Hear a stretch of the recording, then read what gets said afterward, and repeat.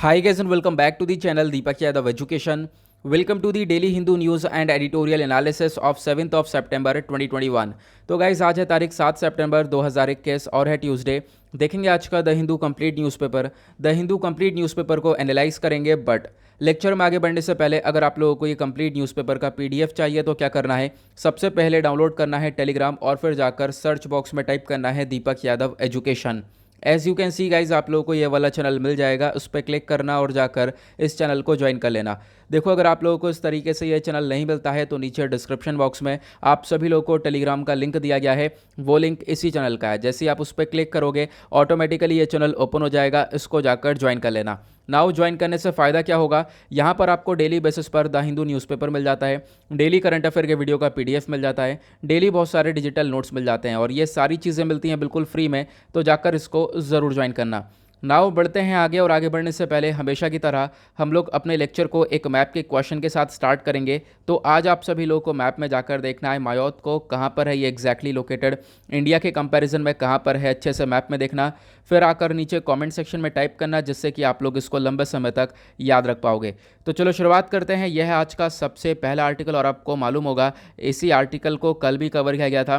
कल आर्टिकल में चर्चा यह हो रही थी कि 12 साल का एक लड़का है जिसकी डेथ हो चुकी है, उसके पीछे का रीज़न है निपा वायरस इन्फेक्शन। नाउ अभी यहाँ पर जो निपा वायरस इन्फेक्शन है इसके लक्षण और भी बहुत सारे लोगों के अंदर देखने को मिले। ठीक है, ये 11 लोगों तक पहुंचा। उसके साथ बोला गया अभी जिस बॉय की डेथ हुई है वो बहुत सारे लोगों के कांटेक्ट में आया। अभी 251 जो कांटेक्ट हैं उनको ट्रेस किया गया है, उन सबको यहाँ पर पकड़ा गया एक तरीके से। अब रिसर्चेस जारी होंगी, साथ ही साथ यहाँ पर इनके ऊपर एक तरीके से टेस्टिंग जारी करी जाएगी ताकि इस वायरस को रोका जा सके जल्द से जल्द।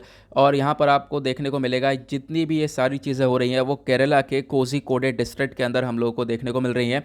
साथ ही साथ यहाँ पर काफ़ी लंबे समय से निपा वायरस के बारे में सुनाई नहीं पड़ा था, उसी वजह से ये आर्टिकल काफ़ी चर्चा में आ चुका है क्योंकि निपा वायरस वापस से हमारी कंट्री के अंदर केरला वाले एरिया के अंदर रीअपियर होता हुआ नज़र आ रहा है। ओके, तो यहाँ पर इस आर्टिकल के अंदर यही सारी चीज़ें मेंशन्ड है जो कि हमारे एग्जाम पर्सपेक्टिव से डायरेक्टली इंपॉर्टेंट नहीं है, बट एक जो इंपॉर्टेंट चीज़ है वो है निपा वायरस। इसके बारे में डेफिनेटली हम जानेंगे, कल भी हमने डिस्कस किया था, बट बहुत सारे लोग हमारे साथ न्यू जुड़ते हैं डेली बेसिस पर, तो उनको भी यहाँ पर एक एक चीज़ के बारे में पता होना चाहिए। तो यहाँ पर सबसे पहली बात मैं आपको बता दूँ, ये जो आर्टिकल है वो आपका यूपीएससी जीएस पेपर 2 हेल्थ के पॉइंट ऑफ व्यू से इंपॉर्टेंट हो जाएगा। सिलेबस अपने पास लेकर बैठा रखा करो और वहाँ पर आप देखते रहे करो कि कौन कौन से आर्टिकल कौन कौन से जीएस पेपर से रिलेट होते हैं, इससे आपको सिलेबस भी याद होता हुआ रहेगा। अब यहाँ पर क्या है, निपा वायरस के बारे में बात करेंगे तो निपा वायरस एग्जैक्टली एक जूनोटिक वायरस है। अब क्वेश्चन ये है जूनोटिक वायरस कौन से होते हैं। जूनोटिक वायरस वो होते हैं जो कि एनिमल से ह्यूमंस के बीच में ट्रांसफ़र होते हैं। ठीक है, एनिमल से ट्रांसमिट हो जाते हैं ह्यूमंस के बीच में और ह्यूमंस भी आपस में इसको ट्रांसमिट करते हुए नजर आते हैं। उसके बाद यहाँ पे अगर हम बात करें निपा वायरस के पीछे का जो मेन ऑर्गेनिज्म है जिसकी वजह से निपा वायरस हो रहा है, उसके पीछे का मेन ऑर्गेनिज्म कौन सा है तो वह है राइबो न्यूक्लिक एसिड वायरस। अब यहाँ पर ये कौन सी फैमिली से बिलोंग करता है तो वो है पैरामाइक्सोविरिडे फैमिली से ये बिलोंग करता है, तो इसके बारे में आपको ध्यान देना है। ये जो निपा वायरस है ये सबसे पहली बार मलेशिया और सिंगापुर के अंदर देखने को मिला था। सबसे पहली बार मलेशिया के अंदर ब्रोकआउट हुआ 1998 में और सिंगापुर के अंदर ब्रोकआउट हुआ 1999 के अंदर। और यहाँ पे बोला गया सबसे पहली बार ये कौन से जानवर के अंदर देखने को मिला तो जो डोमेस्टिक पिग्स होते हैं उनके अंदर देखने को मिला। देन उसके बाद dogs, cats, goats, horses, sheeps, इन सब को अंदर यहाँ पर ये देखने को मिला निपा वायरस। लेकिन अभी जो मेन कारण है इस निपा वायरस का, जो मेन जानवर है जिसकी वजह से निपा वायरस ट्रांसमिट होता है, तो आपको ध्यान रखना है इस डिजीज़ को फैलाने वाला है फ्रूट बैट। एक चमगादड़ है जिसको बोला जा रहा है फ्रूट बैट या फिर फ्लाइंग फॉक्स। इस फ्रूट बैट के कारण ही यहाँ पर यह निपा वायरस फैल रहा है, क्योंकि सबसे इंपॉर्टेंट चीज़ ये है कि जो ये फ्रूट बैट है ये खुद एक नेचुरल रेजर्वोयर है निपा वायरस का, नेचुरली इसके अंदर पाया जाता है। नेचुरली इस चमगादड़ के अंदर ये निपा वायरस पाया जाता है, तो आपको ध्यान रखना है।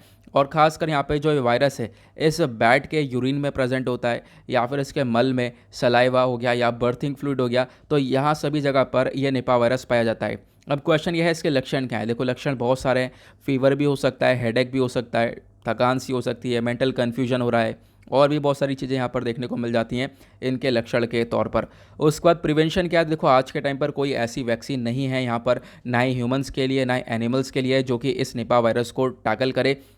साथ ही साथ यहाँ पे बोला गया कि अगर किसी व्यक्ति को होता है तो उसको एक इंटेंसिव सपोर्टिव केयर चाहिए, ठीक है, उसकी केयर करके उसको ठीक किया जा सकता है। अदरवाइज़ यहाँ पे कोई वैक्सीन नहीं है। वैक्सीन के ऊपर काम चल रहा है आज के टाइम पर, जो कि प्रॉपरली काम कर सकती है निपा वायरस के अगेंस्ट में, वो हम लोग को आने वाले टाइम पर पता चलेगा। ओके, नाउ एक पिक्चर मैं आपको दिखा देता हूँ। ये वाला पिक्चर आप लोग देख पा रहे होंगे, यहाँ पर प्रॉपरली मेंशन किया गया है ये जो नेचुरल होस्ट होता है निपा वायरस का, वो है फ्रूट बैट। अब ये फ्रूट बैट से ये एक तरीके से वायरस स्प्रेड होता हुआ चला जाता है। मान लो कोई फल है, ठीक है, अब ये फल इस फ्रूट बैट से इन्फेक्टेड है, ठीक है, ये निपा वायरस से इन्फेक्टेड है। अब यहाँ पर आप कह सकते हो कि ये क्या हुआ, ये खा लिया गया किसी जानवर के द्वारा, या आप यहाँ पे किसी और ने कंज्यूम कर लिया तो उसके अंदर फैलने लगेगा। साथ ही साथ फिर यहाँ पर आप कह सकते हो ये एक दूसरे से जो मतलब कोई एक पीपल एक तरीके से निपा वायरस के कांटेक्ट में आ चुका तो वो दूसरे पीपल को भी फैला सकता है। तो ये सारी चीज़ें हम लोग को देखने को मिलती हैं।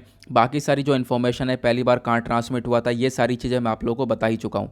ओके, नाउ अब हम लोग बढ़ते हैं आगे और देखते हैं अगले आर्टिकल को। अगला आर्टिकल इंपॉर्टेंट हो जाता है और ये आर्टिकल आपका UPSC GS paper 2 international relations के पॉइंट ऑफ व्यू से इंपॉर्टेंट हो जाएगा। यहाँ पर अफगानिस्तान को लेकर काफ़ी हद तक चर्चा हो रही है। आपको मालूम होगा अफगानिस्तान के अंदर क्या हो रहा है एग्जैक्टली। तालिबान का कंट्रोल आ चुका है। अभी तक क्या था, तालिबान पूरी तरह से कंट्रोल नहीं कर पाया था अफगानिस्तान के ऊपर।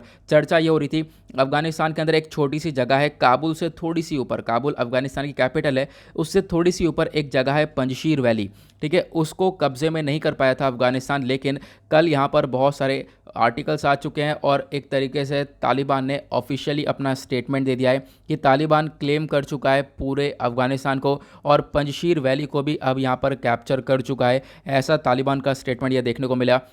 तो अब यहाँ पर पूरी तरह से अफगानिस्तान के ऊपर तालिबान का कंट्रोल हो चुका है। मंडे में ये तालिबानियों ने क्लेम कर दिया है। ओके, ये बैटल लड़ी गई काफ़ी लंबी पंजशीर वैली के लिए। पंजशीर वैली काफ़ी लंबे समय से आप कह सकते हो यहाँ पर रेजिस्टेंस चल रहा था।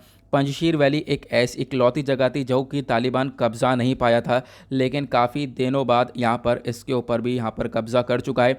बोला गया पंजशीर वैली पे आज तक कोई कब्ज़ा नहीं कर पाया, पिछले काफ़ी लंबे समय से यहाँ पर कोई रूल नहीं कर पाया। इनफैक्ट आपको मालूम होगा अभी जब यूएस यहाँ पर अफगानिस्तान के अंदर 20 साल से रहा था तो यूएस ने भी अपने जो भी ऑपरेशन है वो प्रॉपरली अफगानिस्तान के अंदर जो पंजशीर वैली है वहाँ पर नहीं चला पाते थे। तो यहाँ पर आप कह सकते हो कि इतना ज़्यादा वहाँ पे लोग रेजिस्टेंस करके चलते थे, लेकिन फिर भी आज के टाइम पर ये हो चुका है ख़त्म और ये पंजशीर आ चुका है। तालिबान के हाथ में ये सारी स्टेटमेंट दी गई। साथ ही साथ यहाँ पर स्टेटमेंट ये भी है कि तालिबान जल्दी से यहाँ पर अपनी सरकार बनाता हुआ नज़र आएगा। 40 साल से यहाँ पर रेजिस्टेंस चल रहा था, बट अभी यहाँ पर फाइनली ये पूरा का पूरा कॉन्फ्लिक्ट खत्म हो चुका है। अब यहाँ पर पूरी तरह से पंजशीर वैली तालिबान के कंट्रोल में आ चुका है। दूसरी चीज़ मैं आपको बता दूँ, जो ये पंजशीर वैली है जब इसके ऊपर कंट्रोल हो रहा था तो यहाँ के जो ये एनआरएफ हैं, लोकल फाइटर हैं, बहुत सारे लॉयल हैं अहमद मसूद के, सब ने बहुत यहाँ पर लड़ने की कोशिश करी और यहाँ पर अहमद मसूद ने बहुत कुछ यहाँ पर ट्वीट भी किया और साथ ही साथ बहुत सारे लेटर्स भी लिखे यूनाइटेड नेशन को कि यहाँ पर पंजशीर वैली को बचाया जाए। ठीक है, यूएसए से मदद मांगी। यूएसए से मदद मांगने के बाद उसके बाद आप कह सकते हो कि लेकिन यहाँ पर दोनों ही तरफ से कहीं तक हेल्प नहीं मिली और यहाँ पर जो तालिबान है वो एक तरीके से सक्सेसफुल हुआ पंजशीर को कब्जाने में। तो ये सारी चीज़ें हैं, आई होप आपको ये क्लियर हो गया होगा। अब यहाँ पर हम लोग देखेंगे किस प्रकार से आने वाले टाइम पर ये लोग अपनी सरकार को एस्टेब्लिश करते हैं। थर्ड आर्टिकल आज का, ये आर्टिकल आपका यूपीएससी जीएस पेपर 2 पॉलिटी के पॉइंट ऑफ व्यू से इंपॉर्टेंट होने वाला है। यहाँ पर चर्चा हो रही है कि जो हमारे सुप्रीम कोर्ट है इन्होंने सेंटर्स यानी केंद्र सरकार से बोला कि जो ट्रिब्यूनल है उनकी वैकेंसीज़ को फिलअप किया जाए। आज के टाइम पर ट्रिब्यूनल के अंदर काफ़ी सारी वैकेंसीज़ खाली हैं और 13 सितंबर तक यहाँ पर फिलअप हो जानी चाहिए। यहाँ पे आप देख पाओगे बोला गया कि जो सेंटर है उनको कंफर्म करना चाहिए जितने भी लंबे समय से पेंडिंग वैकेंसीज़ हैं कहाँ पर ट्रिब्यूनल्स के अंदर, उन सबको आने वाले टाइम पर जो अगली सुनवाई होगी इस पूरे मुद्दे के ऊपर 13 सितंबर तक, तब तक यहाँ पर इन ट्रिब्यूनल्स को फिलअप किया जाए, इनकी वैकेंसीज़ को फिलअप किया जाए। तो यहाँ पर एक बेंच के द्वारा ये सारे डिसीजन लिया गया। बेंच कौन सी है क्या है ये इतना खास इंपॉर्टेंट नहीं है, बट अब इंपॉर्टेंट क्या है एग्जाम पर्सपेक्टिव से, वो अपने आप में एक वर्ड है, वो है ट्रिब्यूनल। ठीक है, अपने आप एक वास्ट वर्ड है। तो ट्रिब्यूनल क्या होते हैं एग्जैक्टली इसको हम समझेंगे क्योंकि ये हमेशा से ही न्यूज़ में रहता है। जैसे मैंने बताया जीएस पेपर 2 के पॉइंट ऑफ व्यू से ये आर्टिकल इंपॉर्टेंट हो जाएगा। देखो ट्रिब्यूनल ये जो टर्म है ना, ये कहाँ से आया है, ये आया है ट्रिब्यून से। ठीक है। आप कह सकते हो ट्रिब्यून यहाँ पे एक वर्ड है उससे निकल कर आया है, जिसका मतलब होता है magistrate of the classical Roman Republic. एक तरीके से आप कह सकते हो जैसे कोर्ट हो गया, सुप्रीम कोर्ट हो गया, हाई कोर्ट हो गया, उसी प्रकार से ये ट्रिब्यूनल होता है। लेकिन यहाँ पर सुप्रीम कोर्ट हाई कोर्ट से पहले यहाँ पर ट्रिब्यूनल चला जाया जाता है, ट्रिब्यूनल में मैटर की सुनवाई होती है। अदरवाइज यहाँ पर उसके बाद आप ऊपर की साइड अपील कर सकते हो, यहाँ पर आपको ट्रिब्यूनल के अंदर जस्टिस नहीं मिलता है तो ठीक है। ट्रिब्यूनल भी यहाँ पर आपको इन्हीं सब चीज़ों के अंदर देखने को मिलेगा, बिल्कुल कोर्ट की तरह देखने को मिलेगा। यहाँ पर भी जो लोग हैं, सिटीजन है, उनको प्रोटेक्शन देने की बात की जाती है और यहाँ पर आप कह सकते हो केस की सुनवाई करने की बात की जाती है। यह हमने डिस्कस किया। उसके बाद यहाँ पर जो ये ट्रिब्यूनल है, एक तरीके से जनरली कोई भी पर्सन, इंस्टीट्यूशन जिसके पास अथॉरिटी है जज करने की, साथ ही साथ लोगों का जो डिस्प्यूट है उसको सुलझाने की, तो वो यहाँ पर ट्रिब्यूनल के अंदर आता है। आपको ध्यान रखना है ट्रिब्यूनल एक कौसी जुडिशल इंस्टीट्यूशन है। जैसे मैंने बताया यहाँ पर एक जुडिशल इंस्टीट्यूशन डेफिनेटली देखा जाएगा, जैसे सुप्रीम कोर्ट है, जैसे हाई कोर्ट है, उसी प्रकार से ट्रिब्यूनल देखने को मिलता है। यहाँ पर इसको सेटअप किया जाता है ताकि ये प्रॉब्लम्स वगैरह को डील कर सके। प्रॉब्लम्स बहुत सारी हो सकती हैं, चाहे वो एडमिनिस्ट्रेटिव प्रॉब्लम हो या टैक्स से रिलेटेड डिस्प्यूट हो, उन सबको यहाँ पे सॉल्व करता हुए नज़र आता है। जो डिस्प्यूट है उनको कम से कम करता है, राइट्स को यानी जो सच है एक तरीके से उसका रास्ता दिया उसको यहाँ पर फेवर करेगा। उसके बाद एडमिनिस्ट्रेटिव डिसीजन लेगा और साथ ही साथ ये जो एडमिनिस्ट्रेटिव डिसीजन है इनको रिव्यू करा जा सकता है इस ट्रिब्यूनल के द्वारा। क्वेश्चन ये है ट्रिब्यूनल की ज़रूरत क्या पड़ती है। सबसे पहली बात अब आपको यहाँ पर समझ में आ जाएगा, ठीक है। देखो एक तरफ सुप्रीम कोर्ट, एक तरफ हाई कोर्ट है, लेकिन अब ट्रिब्यूनल की क्यों ज़रूरत है। ट्रिब्यूनल की मेन ज़रूरत यह है क्योंकि pendency of cases various courts के अंदर सबसे ज़्यादा है। चाहे वो सुप्रीम कोर्ट देख लो, हाई कोर्ट देख लो, केसेस बहुत ज़्यादा पेंडिंग पड़े हैं तो लोग यहाँ पर ट्रिब्यूनल चले जाते हैं, ठीक है, इन केस को देखने के लिए। ठीक है, तो यहाँ पर ये जो पेंडेंसी ऑफ केस है, इस सिचुएशन को ओवरकम करने के लिए ट्रिब्यूनल की काफ़ी ज़्यादा ज़रूरत है। उसके बाद ये जो ट्रिब्यूनल है इनको सेटअप किया गया था ताकि जो ये कोर्ट है इनका वर्कलोड कम किया जा सके। ठीक है, पहले से ही इन कोर्ट्स के ऊपर बहुत ज़्यादा वर्कलोड है, इनको कम करने के लिए ट्रिब्यूनल को सेटअप किया गया। ठीक है, उसके बाद यहाँ पर जो ये ट्रिब्यूनल है ये परफॉर्म करते हैं एक अपना इंपॉर्टेंट रोल जस्टिस मैकेनिज्म के अंदर। जैसे मैंने आपको बताया ये भी बिल्कुल सुप्रीम कोर्ट, हाई कोर्ट की तरह काम करते हैं, तो जस्टिस मैकेनिज्म में सबसे बड़ा यहाँ पर इनका रोल देखने को मिलेगा। और ये कौन कौन से केस सुन सकते हैं, तो यहाँ पर बहुत सारे केसेस हैं, जैसे एनवायरमेंट का कोई केस हो गया, या फोर्सेस का हो गया, या टैक्स का हो गया, या एडमिनिस्ट्रेटिव इशू हो गया। तो यहाँ पर ये सारे जो डिस्प्यूट्स हैं वो ट्रिब्यूनल के अंदर हियर किए जा सकते हैं, तो आपको ध्यान रखना है। अब यहाँ पे हमारे संविधान के अंदर क्या ट्रिब्यूनल के बारे में बात हुई है एग्जैक्टली। देखो ट्रिब्यूनल्स जो है ये हमारे ओरिजिनल कॉन्स्टिट्यूशन का पार्ट नहीं है, बट यहाँ पर एक अमेंडमेंट हुआ था, एक बदलाव हुआ था। वो अमेंडमेंट कौन सा था? 42nd amendment act 1976। इस अमेंडमेंट के थ्रू आर्टिकल 323A और उसके बाद आर्टिकल 323B लाया गया।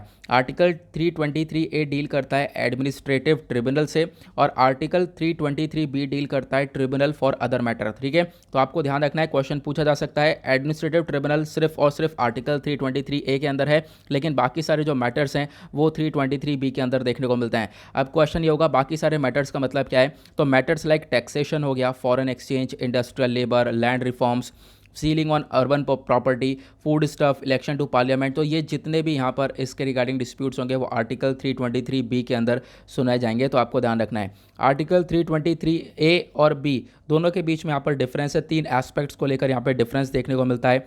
सबसे पहली बात जो ये 323A है, यहाँ पर आप कह सकते हो जैसे मैंने बताया ये पब्लिक सर्विस मैटर को ही यहाँ पर देखता है, लेकिन जो ये बी वाला है ये बाकी सारे मैटर्स को देखता है। और ए वाला यहाँ पर फिर दूसरा यहाँ पर डिफरेंस ये है, ए वाला जो है एस्टेब्लिश किया जा सकता है पार्लियामेंट के थ्रू। ठीक है, उसके बाद यहाँ पर जो बी वाला है इसको एस्टेब्लिश किया जा सकता है पार्लियामेंट के थ्रू, साथ ही साथ जो स्टेट लेजिस्लेचर हैं वो भी यहाँ पर इसको एक तरीके से एस्टेब्लिश कर सकते हैं।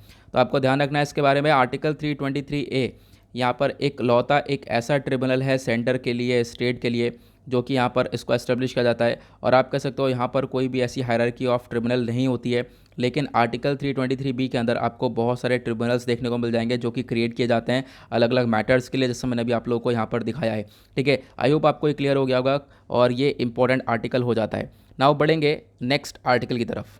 नाउ यहाँ पे आता है एक नेक्स्ट आर्टिकल, देखो पिछले 2 दिनों से काफ़ी ज़्यादा चर्चा में है। अब इस आर्टिकल में क्या बात हो रही है, जो पीपल्स डेमोक्रेटिक पार्टी है जिसको PDP बोला गया है, इनकी प्रेसिडेंट है महबूबा मुफ्ती और हरियत चेयरमैन कौन है, मिरवाज उमर फारूक। मंडे में इन्होंने एक्यूज़ किया किसको, जम्मू एंड कश्मीर के एडमिनिस्ट्रेशन को। क्यों? क्योंकि जम्मू एंड कश्मीर के एडमिनिस्ट्रेशन ने डिसरिस्पेक्ट दिखाया है towards the dead body of senior separatist leader Syed Ali Shah Gilani.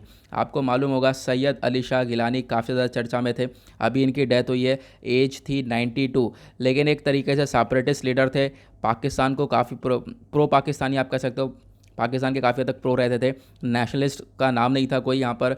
और आप कह सकते हो काफ़ी एक तरीके से उन्हीं को लेकर ये चर्चा हुई है कि बहुत सारे लोगों ने डेथ को लेकर काफ़ी ज़्यादा क्रिटिसाइज़ भी किया।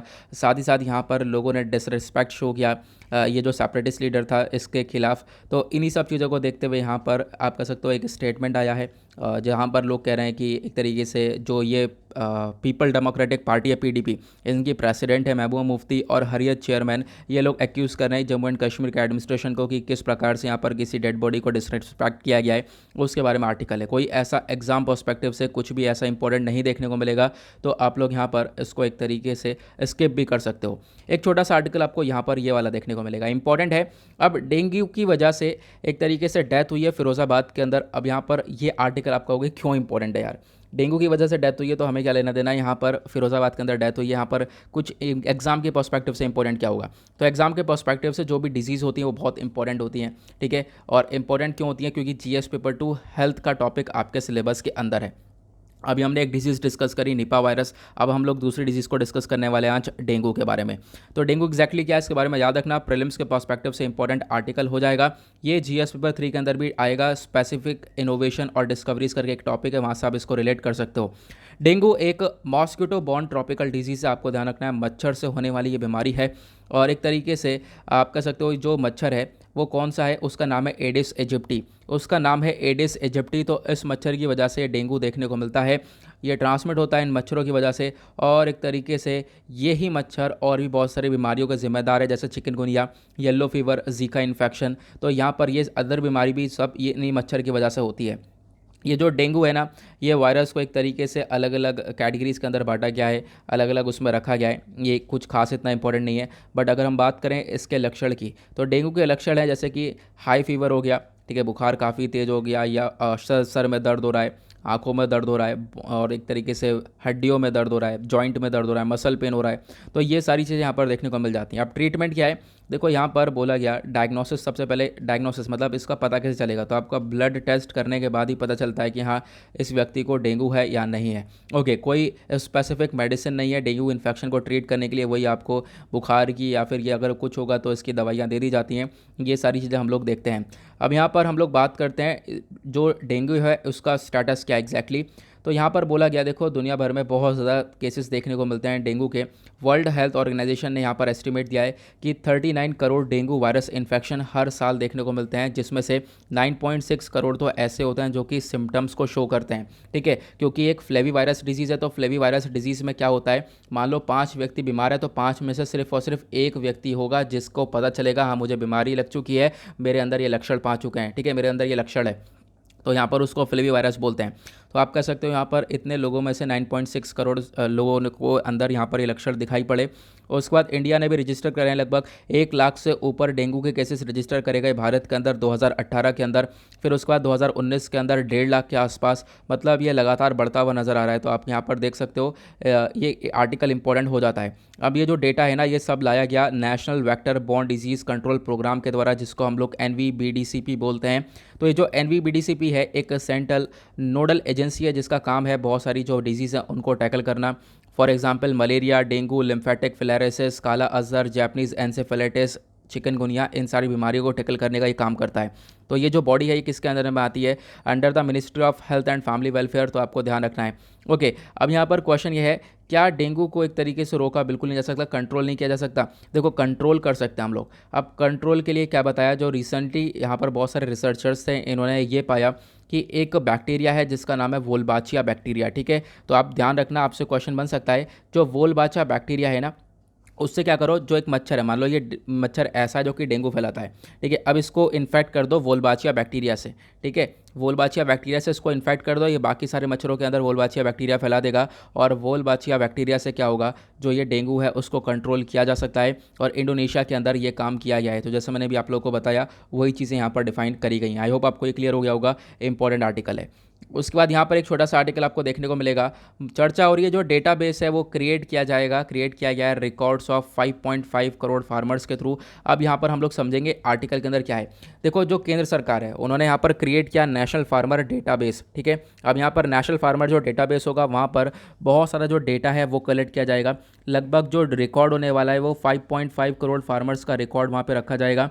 हो सकता है आने वाले टाइम पर इसको हम लोग 8 करोड़ फार्मर्स कर दें, तो 8 करोड़ जो हमारे किसान भाई हैं उनका डेटा यहाँ पर रिकॉर्ड किया जाएगा दिसंबर तक, ठीक है। अब उसके अकॉर्डिंग यहाँ पर बहुत सारे बेनिफिट भी मिलने वाले हैं, और ये सारा स्टेटमेंट दिया हमारे एग्रीकल्चर मिनिस्टर नरेंद्र सिंह तोमर साहब ने।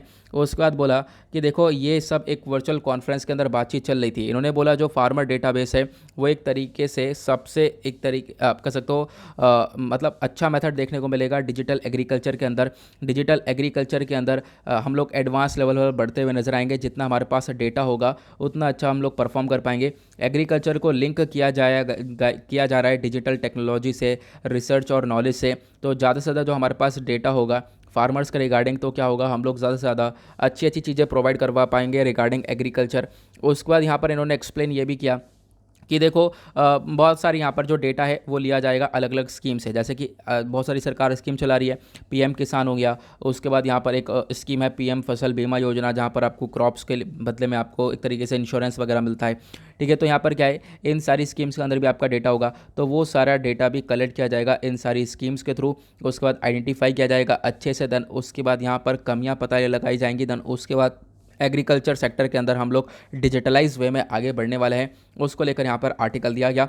साथ ही साथ बोला गया जो कंपनीज़ हैं जैसे कि माइक्रोसॉफ्ट, अमेजन, पतंजलि, इनको बोला गया है कि आप लोग टेक्नोलॉजी सॉल्यूशन डेवलप करो फार्मर्स के लिए, ठीक है। तो यहाँ पर डेटा का इस्तेमाल किया जाएगा और डेटाबेस से डेटा निकाला जाएगा। उसके बाद यहाँ पर फार्मर्स के लिए नई नई टेक्नोलॉजीज़ को लाने की यहाँ पर पूरी कोशिश करने वाले हैं। उसके बाद एक छोटा सा आर्टिकल आपको ये नीचे देखने को मिलेगा। अगेन एक और इंपॉर्टेंट आर्टिकल है। बाय द वे मैं आपको बता दूं ये वाला जो आर्टिकल है आपका जीएस पेपर 3 एग्रीकल्चर पर्सपेक्टिव से इंपॉर्टेंट हो जाएगा। उसके बाद यहाँ पर ये जो नीचे वाला आर्टिकल है अगेन जीएस पेपर 2 पॉलिटी के पॉइंट ऑफ व्यू से इंपॉर्टेंट हो जाएगा। चर्चा हो रही है जो बॉम्बे का हाई कोर्ट है इसने यहाँ पर निर्दोष साबित किया एक व्यक्ति को, और वो व्यक्ति पोक्सो के केस के अंदर फंसा हुआ था। अब यहाँ पर बताया गया कि उसके ऊपर एक तरीके से मतलब जिस उसने पोक्सो क्या है मैं भी आपको समझाऊंगा। एक तरीके से जो बच्चे होते हैं, बच्चों के रिगार्डिंग जो सेक्सुअल ऑफेंस होता है उसको प्रोटेक्शन देने के लिए यहाँ पर ये पोक्सो काम करता है।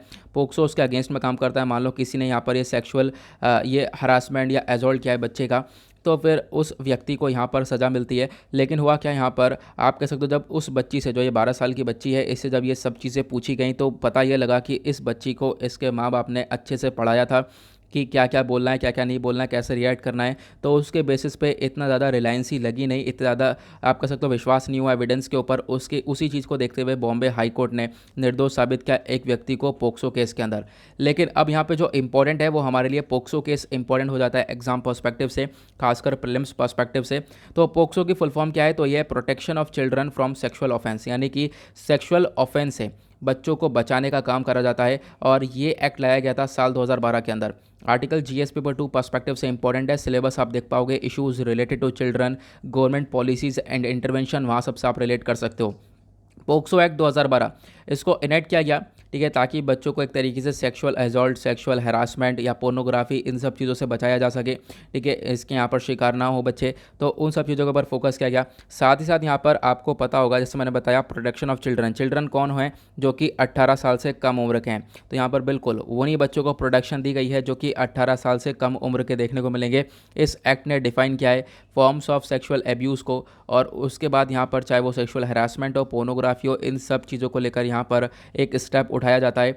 उसके बाद यहाँ पर यह बोला गया कि देखो मतलब कुछ यहाँ पर सज़ा वगैरह बताई गई हैं अलग अलग एजेस के लिए। मैं आपको बताता हूँ, यहाँ पर आप लोग ये पिक्चर देख पा रहे होंगे।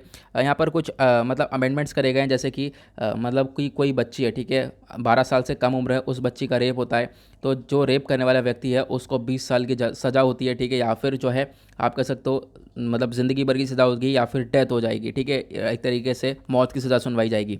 उसके बाद यहाँ जब कोई गैंग रेप होता है किसी 12 साल से कम उम्र बच्ची का, ठीक है, जो वो लोग होंगे जो विक्टिम्स होंगे, सॉरी जो यहाँ पर जिस लोगों ने किया है उनको यहाँ पर एक तरीके से डेथ की सज़ा बिल्कुल सुनाई जाती है, यानी कि मौत की सज़ा सुनाई जाती है।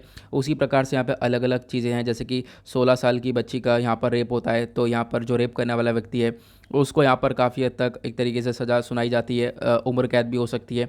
उसी प्रकार से यहाँ पर कोई गैंग रेप होता है 16 साल से कम उम्र बच्ची का, ठीक है, तो यहाँ पर आप कह सकते हो उसके रिगार्डिंग भी एक तरीके से उम्र कैद ही देखने को मिलेगी, जो भी व्यक्ति एक सारे काम करेगा। तो यहाँ पर हमने डिस्कस किया पोक्सो के बारे में। आई होप आपको ये क्लियर हो गया होगा और इम्पॉर्टेंट भी है हमारे एग्जाम के लिए। नाउ बढ़ेंगे अगले आर्टिकल की तरफ, और क्या है हमारे इंपॉर्टेंट। तो यहाँ पर आपको एक आर्टिकल देखने को मिलेगा, ज़बरदस्त आर्टिकल है आज का। चर्चा हो रही है, हमारे प्राइम मिनिस्टर जो हैं नरेंद्र मोदी जी, ये अटेंड करने वाले हैं ब्रिक्स को, एससीओ को और क्वाड मीटिंग को, और ये सितंबर के अंदर ये सारी मीटिंग अटेंड की जाएगी। और एट द लास्ट क्या होने वाला है, यूएस के प्रेसिडेंट जो बाइडन से भी हमारे प्रेसिडेंट मिलने वाले हैं, तो सॉरी हमारे प्राइम मिनिस्टर मिलने वाले हैं, तो ये चर्चा यहाँ पर आपको देखने को मिलेगी। तो prime minister Narendra Modi chair करने वाले हैं एक मीटिंग ब्रिक्स लीडर की, जिसमें यहाँ पर होंगे चाइनीज़ प्रेसिडेंट जी जिनपिंग, साथ ही साथ रशियन प्रेसिडेंट व्लादिमीर पुतिन, और उसके बाद ब्राज़ील के यहाँ पर लीडर होने वाले हैं, साउथ अफ्रीका के लीडर होने वाले हैं। तो इन सब को लेकर एक मीटिंग होगी, उस मीटिंग को चेयर करेंगे हमारे प्राइम मिनिस्टर, और सितंबर के अंदर ये मीटिंग होने वाली है। मेन जो डिस्कशन होगा मीटिंग के अंदर वो होगा अफगानिस्तान को लेकर, जो आज के टाइम पर अफगानिस्तान के अंदर इंस्टेबिलिटी क्रिएट हुई है उसके ऊपर, साथ ही साथ जो ये कोविड-19 इन्फेक्शन है उसको लेकर यहाँ पर ये डिस्कशन होने वाला है, किस प्रकार से कम करा जा सकता है। साथ ही साथ कोविड-19 की वजह से क्या हुआ कि आज के टाइम पर ये जो मीटिंग होगी ये वर्चुअल फॉर्मेट में होगी, यानी कि वीडियो कॉन्फ्रेंस के माध्यम से ये मीटिंग होने वाली है, आपको ध्यान रखना है। अब ब्रिक्स के बाद क्या होगा कि हमारे प्राइम मिनिस्टर जो शंघाई कोऑपरेशन ऑर्गेनाइजेशन है एससीओ को भी हेड करने वाले हैं, इसकी मीटिंग भी देखने को मिलेगी ताजिकिस्तान के दुशानबे वाले रीजन में 16 दिसंबर से 17 तक यहाँ पर यह मीटिंग चलने वाली है। फिर उसके बाद हमारे प्राइम मिनिस्टर ने डिसाइड ये भी किया है कि मंथ के एंड में हो सकता है ये यूएस प्रेसिडेंट जोसेफ बाइडन यानी कि जो बाइडन से जाकर मिलें। ओके, तो ये सारी चीज़ें यहाँ पर बताई गई हैं इस आर्टिकल के अंदर, बट आर्टिकल के अंदर अभी भी हमारे लिए कुछ इंपॉर्टेंट चीज़ें हैं। देखो यहाँ पर क्या क्या बात करी गई, डिटेल्स यहाँ पर एग्जैक्टली जो ये आर्टिकल पूरा आर्टिकल है उसके बाद यहाँ पर डिटेल्स बताई गई हैं कि अभी यहाँ पर क्वाड की कोऑपरेशन भी होगा, क्वाड के अंदर भी डिस्कशन होगा। क्वाड की जो मीटिंग होगी उसमें ये लोग बात करेंगे क्लाइमेट चेंज को लेकर, टेक्नोलॉजीज़ को लेकर और वैक्सीन को लेकर। उसके बाद एससीओ की जो मीटिंग होगी मैंने आपको बताया यहाँ पर क्या चर्चा होने वाली है, फोकस करा जाएगा अफगानिस्तान को लेकर, ठीक है, और भी रीजनल कंट्रीज़ हैं रशिया, चाइना और पाकिस्तान, इस सब को लेकर भी यहाँ पर ये डिस्कशन होगा। उसके बाद जो ये ब्रिक्स की लीडर की मीटिंग होगी वहाँ पर भी यही सी डिस्कशन होने वाला है अफगानिस्तान को लेकर, और भी ये सारी चीज़ें यहाँ पर डिस्कशन किया जाएगा। तो ये आर्टिकल के अंदर बताया गया। देन उसके बाद यहाँ पर कुछ चीज़ें इंपॉर्टेंट है, जैसे कि आपको दो तीन ग्रुप्स देखने को मिलेंगे, ब्रिक्स, एससीओ, क्वाड, ठीक है, एग्जैक्टली क्या है, ठीक है, इसका समझ में ऐसा तो आएगा नहीं। तो यहाँ पर क्या है, देखो बहुत सारे लोगों को पता होगा क्योंकि वो डेली बेसिस पर न्यूज़पेपर एनालिसिस देखते हैं, सब चीज़ें कवर कर रहे हैं, लेकिन बहुत सारे लोग नए नए जुड़ते हैं तो उनको यहाँ पर परेशानी होती है। तो ब्रिक्स ये आर्टिकल आपका जीएस पेपर 2 के पॉइंट ऑफ व्यू से इंपॉर्टेंट हो जाएगा। सिलेबस देखोगे तो वहाँ पर आपको बहुत सारे टॉपिक्स आपको देखने को मिल जाएंगे। अगर हम बात करें तो ब्रिक एक एक्रोनिम है, एक्रोनिम मतलब ब्रिक की फुल फॉर्म है ब्राज़ील, रशिया, इंडिया, चाइना और साउथ अफ्रीका, ठीक है, 5 कंट्रीज़ आती हैं, इनके आगे आगे का वर्ड लिया गया है, इसी वजह से इसको एक्रोनिम बोला गया है। ओके, तो यहाँ पर आप कह सकते हो हर साल इनकी समिट वगैरह देखने को मिलती है, और एक तरीके से यहाँ पर ब्रिक के जो नेशन के लीडर्स हैं वो यहाँ पर एक तरीके से इनके आपस में बातचीत होती रहती है साल भर में। चेयरमैनशिप जो है रोटेट होती रहती है, कोई इस साल चेयर करेगा फिर अगले साल कोई दूसरा यहाँ पर इसको चेयर करेगा, तो चेयरमैनशिप रोटेट होती रहती है। इस साल जो है आप कह सकते हो अभी जो मीटिंग होने वाली है वो हमारे प्राइम मिनिस्टर ही चेयर करेंगे, ये हम लोगों ने देखा है। अब ब्रिक्स के फीचर्स क्या हैं, सबसे पहली बात जो ये 5 कंट्रीज़ हैं, ये पाँचों कंट्रीज़ मिलाकर 40% दुनिया भर की पॉपुलेशन को कवर करती हैं, ठीक है। उसके बाद इन जो जीडीपी है वो 30% जीडीपी यहाँ पर ये सारी कंट्रीज़ मिलाकर कवर करती हैं। उसके बाद बोला गया यहाँ पर आपको और भी ज़्यादा यहाँ पर देखने को मिल जाएंगे, जैसे कि फर्स्ट ब्रिक्स समिट जो हुआ था वो हुआ था साल 2009 में, कहाँ पे हुआ था, रशियन फेडरेशन यानी रशिया के अंदर ये पहला समिट हम लोग को देखने को मिला। उसके बाद जो साउथ अफ्रीका है उसको इनवाइट किया गया ब्रिक के अंदर। देखो पहले ये ब्रिक ही हुआ करता था, एस नहीं था, बाद में इसको ब्रिक्स किया गया, इसमें एस ऐड किया गया। साउथ अफ्रीका बाद में आया दिसंबर 2010 में। ओके, तो यहाँ पर आप कह सकते हो ये बाद में आया। उसके बाद इस ब्रिक्स का मेन जो है ऑब्जेक्टिव्स आपको देखने को मिलेंगे, हर एक मेंबर की ग्रोथ होती रहे, साथ ही साथ आपस में ये जो कंट्रीज़ है पांचों कंट्रीज़ वो कोऑपरेट करके चल सकें, अपने रिलेशंस को मेंटेन करके चल सकें, ये इसके ऑब्जेक्टिव रहते हैं। ओके, नाउ अब बात करते हैं एससीओ के बारे में, शंघाई कोऑपरेशन ऑर्गेनाइजेशन, ब्रिक्स के बारे में पढ़ लिया। अब एससीओ क्या है, देखो एससीओ को बनाया गया था साल 2001 में। एससीओ का हेडक्वार्टर चाइना के बीजिंग के शहर में देखने को मिलेगा।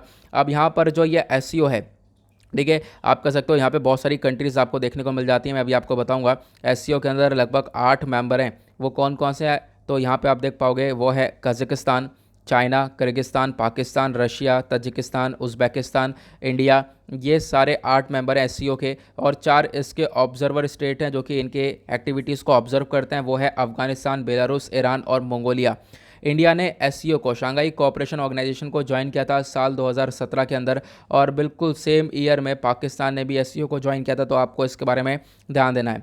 ओके, परमानेंट बॉडीज़ की बात करें तो यहाँ पर ये जो ऑर्गेनाइजेशन है, यहाँ पर 2 परमानेंट बॉडीज़ देखने को मिलेंगी। एक है एससीओ सेक्रेटेरिएट, ये बीजिंग के अंदर है। दूसरा आपको ये executive committee of the regional anti terrorist structure देखने को मिलेगा, ये उज़्बेकिस्तान के अंदर आपको देखने को मिलेगा। ओके, यहाँ पर मैंने आपको बता दिया ये सारी चीज़ें। अब ये लोग भी आपस में अपने रिलेशंस वगैरह को मेंटेन करके चलते हैं। नाउ जो लास्ट वाला है ग्रुप, वो है क्वाड। क्वाड के बारे में आपको मालूम होगा, क्वाड मतलब 4 एक तरीके से कोने वाला शेप होता है, 4 कोन वाला शेप। अब यहाँ पर एक तरीके से 4 कोन वाला शेप है, तो इस क्वाड ग्रुप के अंदर भी 4 कंट्रीज़ देखने को मिलेंगी। 4 कंट्रीज़ कौन कौन सी हैं? वो है इंडिया, ऑस्ट्रेलिया, यूएसए और जापान। क्वाड को एस्टेब्लिश किया गया था साल 2007 में, और यहाँ पर आप कह सकते हो ये आइडिया लाया गया जो जापान के फॉर्मर से भी फॉर्मर प्राइम मिनिस्टर हुआ करते थे, शिंजो एबे साहब, उनके द्वारा यहाँ पे आइडिया लाया गया था, ताकि यहाँ पर एक कंट्रीज़ आपस में आएँ और एक तरीके से एक प्रकार से एक अलायंस क्रिएट करें चारों कंट्रीज़। मेन फोकस चारों कंट्रीज़ का ये है कि जो इंडो पैसिफिक वाला रीजन है, वहाँ पर एक तरीके से चाइना का एग्रेशन कम से कम किया जा सके, चाइना को टैकल किया जा सके। उसी वजह से यहाँ पर एक क्वाड को बनाया गया। आगे बढ़ेंगे अगले आर्टिकल की तरफ, तो आते हैं पेज नंबर 10 के ऊपर। यहाँ पर कोई इतना खास आर्टिकल नहीं है, छोटा छोटा आर्टिकल यहाँ पर आपको देखने को मिलेगा। जैसे बोला गया, वैक्सीन आज के टाइम पर काम कर रही है अगेंस्ट निपा वायरस, तो वैक्सीन के ऊपर काम किया जा रहा है। एग्जैक्टली अगर हम बात करें, उस वैक्सीन का नाम है CHAdOx1। ये वैक्सीन वेक्टर है, और एक तरीके से यहाँ पर इसको कस्टमाइज़ किया गया था ताकि ये निपा वायरस के अगेंस्ट में काम करे। और अभी रिसर्चेस लगातार जारी हैं, और हो सकता है हम लोग जल्द से जल्द निपा वायरस के अगेंस्ट में एक वैक्सीन प्रॉपरली जो है इसको अनाउंस करें। अभी ट्रायल चल रहा है अफ्रीकन ग्रीन मंकीज़ के ऊपर इस वैक्सीन को लेकर, तो उसके बारे में यहाँ पर ये चर्चा होती हुई नज़र आएगी। एक आर्टिकल आपको छोटा सा बराबर में देखने को मिलेगा, ये बात करता है मंडा बफेलो के बारे में। जो ये मंडा बफेलो है, इसको एक यूनिक ब्रीड का टैग मिल चुका है। एक अद्भुत सी यहाँ पर ये ब्रीड आपको देखने को मिलेगी ये बफेलो की। अब यहाँ पर ये सब कुछ किसने किया है? तो वो है national bureau of animal genetic resources, जिसको हम लोग NBAGR बोलते हैं। ये क्या है पहले हम लोग इसको समझते हैं, फिर उसके बाद आर्टिकल में आगे बढ़ेंगे। National bureau of animal genetic resources एक प्रीमियर इंस्टीट्यूट है जो कि यहाँ पर आइडेंटिफिकेशन का काम करती है, कैरेक्टराइज करती है, इवोल्यूशन, कंजर्वेशन और यूटिलाइजेशन ऑफ लाइव स्टॉक यानी कि जो भी हमारे ये बफलो, काउज हो गए, पोल्ट्री मतलब जो भी हमारे चिकन्स और ये सब हो गए। ठीक है, तो यहाँ पर आप कह सकते हो इनको एक तरीके से इनके लिए एक प्रीमियर इंस्टीट्यूशन है जो कि इनका आइडेंटिफिकेशन, कैरेक्टराइजेशन करती है। तो आपको इसके बारे में ध्यान रखना है। ये जो एक तरीके से इंस्टीट्यूट है जिसके बारे में हमने अभी डिस्कशन किया है, यहाँ पर national bureau of animal genetic resources, ये कहाँ पे लोकेटेड है? ये हरियाणा के कर्नल वाले एरिया के अंदर आपको देखने को मिलेगा। इसको बनाया गया था national bureau of animal genetic resources and national institute of animal genetics के मर्ज करके सितंबर 1995 में इन दोनों बॉडीज़ को मिलाकर बनाया गया। जो ये NBAGR है, ये अफिलेटेड है to the Indian council of agricultural research, तो ICAR से एफिलेटेड है, तो आपको इसके बारे में ध्यान देना है। तो यहाँ पर इसी बॉडी ने रिकग्नाइज़ किया जो ये मंडा बफेलो है इसको। ठीक है, अब यहाँ पर बोला गया कि ये ईस्टर्न घाट्स के अंदर पाई जाती है। कहाँ पर? कोरतपुर रीजन। कोरतपुर से आप समझ गए होंगे, मतलब ओडिशा के अंदर यहाँ पर ये बफलोस पाई जाती है, और आप कह सकते हो ये 19वीं यूनिक ब्रीड के अंदर आती है। तो भारत के अंदर अभी तक 19 यूनिक ब्रीड्स हैं बफलेस की, आपको ध्यान रखना है। तो ये 19वीं ब्रीड कौन सी है? तो वो है मंडा। ठीक है, मतलब यूनिक मतलब एक अद्भुत से ब्रीड है जिसको यहाँ पर इस कैटेगरी के अंदर डाला गया है। चलो आगे बढ़ेंगे अगले आर्टिकल की तरफ। और क्या है हमारे लिए यहाँ पर इम्पोर्टेंट एग्ज़ाम पर्सपेक्टिव से? तो यहाँ पर कुछ इतना खास अभी देखने को मिलेगा नहीं। आएंगे पेज नंबर 11 के ऊपर, दैट इज़ वर्ल्ड सेक्शन, देखेंगे दुनियादारी में क्या चल रहा है। यहाँ पे हमने डिस्कस करा अभी पूरा अफगानिस्तान के अंदर क्या सिनेरियो आज के टाइम पर चल रहा है। तालिबान ने जो है पूरी तरह से कंट्रोल किया पंजशीर वैली के ऊपर। अब वॉर यहाँ पर ख़त्म है। तालिबान का कहना है इट्स टाइम फॉर पीस, अब शांति बनाई जाएगी। तालिबान के स्पोक्समैन है ज़बीउल्लाह मुजाहिद, इनका कहना यहाँ पर, इन्होंने ये सारी चीज़ें बात बोली हैं एक प्रेस कॉन्फ्रेंस में जो कि काबुल के अंदर चल रही थी, कि अब यहाँ पर शांति बनाने की काम किया जाएगा, साथ ही साथ जल्द से जल्द यहाँ पर सरकार बनाई जाएगी। सरकार बनाने में थोड़ा सा टाइम लगने वाला है, बट डेफिनेटली यहाँ पर गवर्नमेंट बनकर आएगी। अभी यहाँ पर ये लोग सरकार क्यों नहीं बना पा रहे हैं, इसके पीछे का मेन कारण है कि आपस में लोग लड़ रहे हैं। आपस में पावर्स के लिए लड़ते हुए नजर आ रहे हैं कि हाँ किसके पास कितनी ज़्यादा पावर्स होंगी। अभी इस चीज़ को लेकर यहाँ चीज़ें डिफाइन नहीं करी गई हैं, तो यहाँ पर ऐसा कुछ ज़्यादा इंपॉर्टेंट नहीं है कि हम लोग एग्जाम पर्सपेक्टिव से कुछ निकाल सकें। ठीक है, तो यहाँ पर आप इसको पढ़ के सिर्फ और सिर्फ एक आइडिया रख सकते हो। और उसके बाद यहाँ पर एक आर्टिकल आपको सेम पेज पर ये देखने को मिलेगा श्रीलंका को लेकर। हमने डिस्कशन भी किया था कुछ दिन पहले कि श्रीलंका के अंदर फूड इमरजेंसी को लेकर यहाँ पे काफ़ी हद तक बातचीत करी गई, फूड इमरजेंसी को डिक्लेयर किया, मतलब इंसानों के पास वहाँ पर खाने को नहीं बचा है आज के टाइम पर। क्यों? क्योंकि श्रीलंका काफ़ी हद तक उधार में आ चुका है। इस आर्टिकल को मैं आपको समझाता हूँ थोड़ा सा अच्छे से। श्रीलंका के ऊपर बहुत ज़्यादा कर्ज चढ़ चुका है, ठीक है, कर्जा चढ़ चुका है। आज के टाइम पर पैसा नहीं चुका पा रहा है बहुत सारी कंट्रीज़ का, और लगभग आप कह सकते हो श्रीलंका की जो आज के टाइम पर फॉरेक्स रिजर्व है, जो उसके पास फॉरेक्स रिजर्व है, फॉरेक्स अमाउंट है, वो 2.3 बिलियन के आसपास देखने को मिलेगा, 2.3 बिलियन डॉलर का। लेकिन उधार अभी यहाँ पर 3 बिलियन डॉलर का है, तो आप समझ सकते हो अभी उधारी भी ज़्यादा है।